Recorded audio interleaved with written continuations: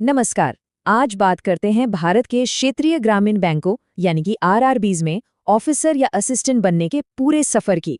और हाँ, ये उन सब के लिए है जो सोचते हैं कि इंग्लिश थोड़ी कमजोर है तो क्या करें।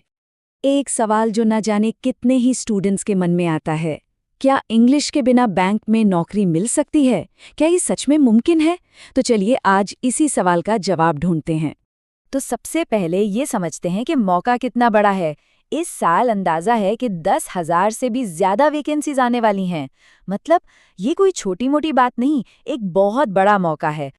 और ये जो इतनी सारी भर्तियां हैं, ये होती है आईबीपीएस के जरिए, मतलब बैंकिंग कार्मिक चयन संस्थान। ये एक प्रोसेस करवाते हैं जिसे आरआरबी प्रोसेस कहते हैं। अरे वही जिसे हम और आप आम भाषा में ग्रामीण बैंक का एग्जाम बोलते हैं।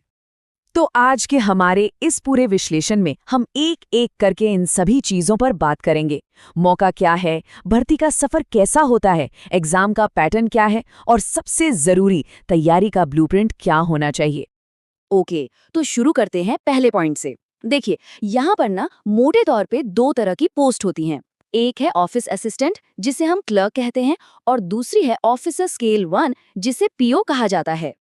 तो अब सवाल आता है कि इन दोनों पोस्ट्स में फर्क क्या है। देखिए, क्लर्क के लिए मैक्सिमम एज है 28 साल और ऑफिसर के लिए 30 साल। पढ़ाई यानी एजुकेशन, दोनों में ग्रेजुएशन ही चाहिए। लेकिन जो बड़ा फर्क है वो एग्जाम के स्टेजेस में है।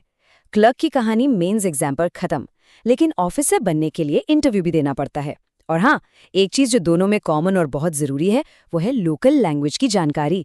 भाई काम ही गांव के लोगों से है तो उनकी भाषा तो आनी चाहिए। ठीक है, तो अब आगे बढ़ते हैं और ये समझते हैं कि ये पूरी भर्ती की प्रक्रिया, मतलब एप्लीकेशन से लेकर ज्वाइनिंग तक चलती कैसे है। देखिए, मोटे तौर पर इसके 4 स्टेप्स हैं। सबसे पहला है प्रीलिम्स एग्जाम। ये बस एक क्वालिफाइंग स्टेज है, मतलब भीड़ कम करने के लिए। जो इसे पार करते हैं वो जाते हैं दूसरे स्टेप पर, यानी मेंस एग्जाम। असली खेल यही होता है, क्योंकि मेरिट इसी से बनती है। इसके बाद तीसरा स्टेप सिर्फ ऑफिसर पोस्ट वालों के लिए है, इंटरव्यू। और इन सब के बाद आता है चौथा और आखिरी स्टेप, फाइनल मेरिट लिस्ट। एक बात यहाँ पर बिल्कुल साफ साफ समझ लीजिए, प्रीलिम्स में चाहे कितने भी नंबर आ जाएं, वो फाइनल सिलेक्शन में नहीं जुड़ते। नहीं, इसका बस एक ही काम है, मेंस के लिए सीरियस कैंडिडेट्स को फिल्टर करना, बस। चलिए अब एग्जाम के पैटर्न को थोड़ा डीकोड करते हैं। सबसे पहले बात करते हैं प्रीलिम्स की, यानी पहले पड़ाव की। तो जो प्रीलिम्स का एग्जाम है ना, वो क्लर्क और पीओ दोनों के लिए सेम टू सेम होता है। 40 सवाल रीजनिंग के, 40 सवाल मैथ्स के, टोटल हो गए 80 सवाल। और टाइम टाइम मिलता है 45 मिनट। लेकिन यहाँ एक मज़ेदार बात है, ये कंपोजिट टाइम है, मतलब कोई सेक्शनल टाइमिंग नहीं। आप चाहें तो 30 मिनट मैथ्स को दें या 30 मिनट रीजनिंग को, ये पूरी तरह से आपकी स्ट्रैटेजी पर है। अच्छा, प्रीलिम्स क्लियर करने के बाद नंबर आता है मेंस का। अब यहाँ कहानी थोड़ी अलग है। यहाँ 200 सवाल होते हैं और टाइम मिलता है 120 मिनट। लेकिन यहाँ एक बड़ा ट्विस्ट है। यहाँ होता है सेक्शनल टाइमर, मतलब हर सेक्शन के लिए टाइम फिक्स है। आप एक सेक्शन का बचा हुआ टाइम दूसरे में यूज नहीं कर सकते। ये एक बड़ा गेम चेंजर है। तो मेंस में सब्जेक्ट्स कौन कौन से हैं? देखिए, 4 सब्जेक्ट तो सबके लिए कॉमन है, रीजनिंग, मैथ्स, जनरल अवेयरनेस और कंप्यूटर। लेकिन एक 5वां सब्जेक्ट भी है, और यही वो सब्जेक्ट है जो इस एग्जाम को सबसे अलग और खास बनाता है। और वो खास बात है भाषा का ऑप्शन। जी हाँ, यहाँ आपको मौका मिलता है कि आप या तो इंग्लिश चुनें या फिर हिंदी, दोनों में से कोई एक। और यही वो चीज़ है जो उन लाखों स्टूडेंट्स के लिए बैंक में नौकरी का दरवाज़ा खोल देती है जिनकी इंग्लिश उतनी अच्छी नहीं है। एक और बहुत ज़रूरी चीज़ याद रखनी है, नेगेटिव मार्किंग। प्रीलिम्स हो या मेंस, दोनों में ही है। हर गलत जवाब के लिए आपके 0.25 मार्क्स कट जाएंगे। मतलब तुक्का लगाने से पहले 10 बार सोचना पड़ेगा। एक्यूरेसी ही यहाँ किंग है। चलिए अब आते हैं सबसे ज़रूरी सवाल पर, तैयारी कैसे करें? इसका ब्लूप्रिंट क्या है? मतलब आखिर पढ़ना क्या क्या है?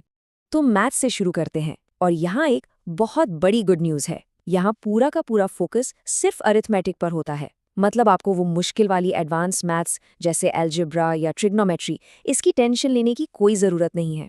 रीजनिंग की बात करें तो पजल्स और सीटिंग अरेंजमेंट, ये समझ लीजिए कि ये एग्जाम की जान है। सबसे ज़्यादा सवाल यहीं से आते हैं। और मैथ्स में स्पीड और एक्यूरेसी बनाने के लिए सिंप्लीफिकेशन, नंबर सीरीज और डीआई यानी डेटा इंटरप्रिटेशन, इन पर खूब प्रैक्टिस करनी होगी। अब आते हैं लैंग्वेज के ऑप्शन पर। अगर हिंदी चुनते हैं तो गद्यांश मतलब कॉम्प्रिहेंशन, ग्रामर की गलतियां पकड़ना और पर्यायवाची विलोम शब्द, इन पर कमांड होनी चाहिए। और अगर इंग्लिश चुनते हैं तो वही रीडिंग कॉम्प्रिहेंशन और ग्रामर के रूल्स पर अच्छी पकड़ बनानी होगी। अब बात जनरल अवेयरनेस की। एक बात गांठ बांध लीजिए, ये जनरल स्टडीज नहीं है। इसमें आपको हिस्ट्री, ज्योग्राफी नहीं पढ़नी। यहाँ फोकस होता है पिछले 6 से 8 महीने के करंट अफेयर्स पर, बैंकिंग की दुनिया में क्या चल रहा है उस पर, और जो भी नई नई सरकारी योजनाएं आती हैं उन पर। कंप्यूटर नॉलेज में बहुत ज़्यादा डीप में नहीं जाना है, बस बेसिक चीज़ें पता होनी चाहिए, जैसे हार्डवेयर सॉफ्टवेयर क्या है, MS ऑफिस कैसे काम करता है, ऑपरेटिंग सिस्टम क्या होता है। हाँ, आजकल आर्टिफिशियल इंटेलिजेंस यानी AI जैसे नए टॉपिक्स पर भी सवाल आने लगे हैं, तो थोड़ा बहुत इनके बारे में भी पढ़ लेना अच्छा रहेगा। और हाँ, ऑफिसर पोस्ट के लिए फाइनल सिलेक्शन कैसे होता है ये भी समझ लीजिए। यहाँ 80-20 का खेल है, मतलब 80% वेटेज आपके मेंस के स्कोर का है और 20% वेटेज आपके इंटरव्यू का। तो इससे साफ है कि मेंस में जबरदस्त स्कोर करना कितना ज्यादा जरूरी है। तो दोस्तों, बैंक की नौकरी पाने का पूरा ब्लूप्रिंट, पूरा नक्शा अब आपके सामने है। सब कुछ साफ है। अब सवाल सिर्फ एक ही बचता है कि इस रास्ते पर आपका पहला कदम क्या होगा।